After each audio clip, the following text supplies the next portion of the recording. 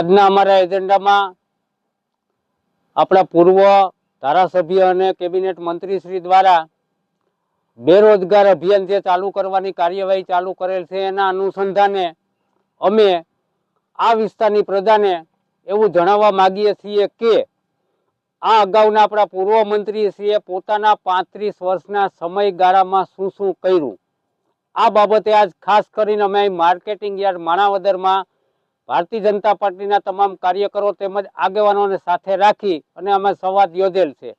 આ બાબતે હું જણાવું છું કે 1990 પહેલાનું માણાવદરનું માર્કેટિંગ યાર્ડ કાર્યરત થયું હતું।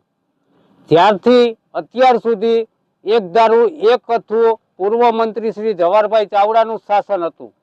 આ શાસનકાળ દરમિયાન તેઓએ આટલા વર્ષની અંદર 50 કરોડથી વધુ રૂપિયાની જે શેષ ખેડૂતો પાસેથી આવી, આ શેષ ક્યાં ગઈ એ પણ એને જણાવવું જોઈએ। આ સિવાય હાલ આ યાર્ડ છે એ ખંડેર હાલતમાં છે અને બેંક લોન પણ હજી બાકી છે, તો આટલા વર્ષ સુધીમાં એને બેરોજગારી બાબત કંઈ પણ વિચાર ના આવ્યો। આ યાર્ડના કર્મચારીઓને આજ ફરજિયાત છૂટા કરવા પડે એ સ્થિતિ ઊભી કરી દીધી। આ પહેલો મુદ્દો।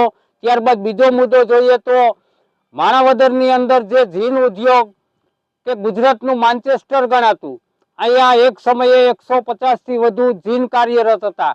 આજે એના સમયગાળા દરમિયાન કહીએ તો આ જીન ઉદ્યોગ પડીને ભાગી ગયો।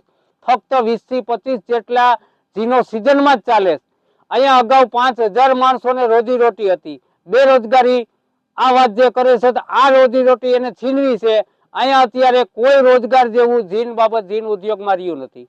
આ સિવાય માર્કેટિંગ યાર્ડ, જીન તેમજ વધારાનું ગણીએ તો રિવરફ્રન્ટ, આ રિવરફ્રન્ટ એને 4 જગ્યાએ પોતાના ખાતા હસ્તક પોતાના મળતિયાઓને રાજી રાખવા માટે જે મંજૂર કરી અને અંદાજિત 50 કરોડથી વધુ રકમનું પાણી કર્યું। જે તે વખતે અમે પણ વિરોધ કરતા હતા કે ભાઈ માણાવદરની જનતાને, વંથલી મેંદરડાની જનતાને રિવરફ્રન્ટની જરૂર નથી।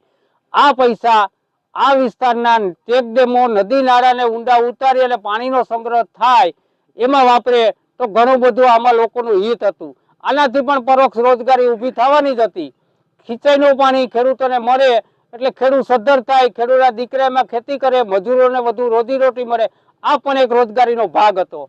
આ સિવાય એમને જે કઈ વિધિ કરી એમાં ક્યાંય ને ક્યાંય છેલ્લે જોઈએ તો યુનિવર્સિટી, ગુજરાત ભારતીય જનતા પાર્ટીની સરકારે એમના માટેની સ્પેશિયલ એમના સંસ્થા માટે યુનિવર્સિટી જે મંજૂર કરેલ છે, એમાં હવે આ વિસ્તારના કેટલા લોકોને રોજી આપશે એ ખાસ જોવાનું રહ્યું। મિત્રો, રોજગારીની વાતો હોય, આખા દેશની અંદર રોજગાર, બેરોજગાર બે પર્યાપ્ત શબ્દો હોય। રોજગારી માટે બેરોજગાર લોકો રોજગારીને ગોતવા નીકળે, ત્યારે ક્યાંક ને ક્યાંક જે સરકારની ભરતી થતી હોય, પ્રાઇવેટ ઉદ્યોગોની ભરતી થતી હોય કે નાના મોટા ઉદ્યોગો ભરતી કરતા હોય, જે તે કેટેગરીના કર્મચારીઓનો એમાં સમાવેશ થતો હોય। છેલ્લે અભણ અથવા ઓછું ભણેલ લોકો હોય એ નાના નાના કારખાનામાં રોજમદારી માટે જતા હોય, ખેડૂતનો દીકરો હોય કે ખેત મજૂર હોય, ખેતીમાં જાતું હોય, તો આમાં છેલ્લા 35 વર્ષમાં આપણા પૂર્વ મંત્રીશ્રી આવી કોઈ કામગીરી કરેલ નથી, જેથી કરીને આ વિસ્તારના લોકોની બેરોજગારી હલ થાય। હવે ફક્ત ને ફક્ત ભવિષ્યની ચૂંટણીને નજરમાં રાખી અને આવું જે એક નાટક લઈને નીકળ્યા છે, એની સામે અમારો વાંધો। વિશેષ આ યાર બાબતનું આપણને આપણા વર્તમાન ચેરમેન શ્રી કહેશે।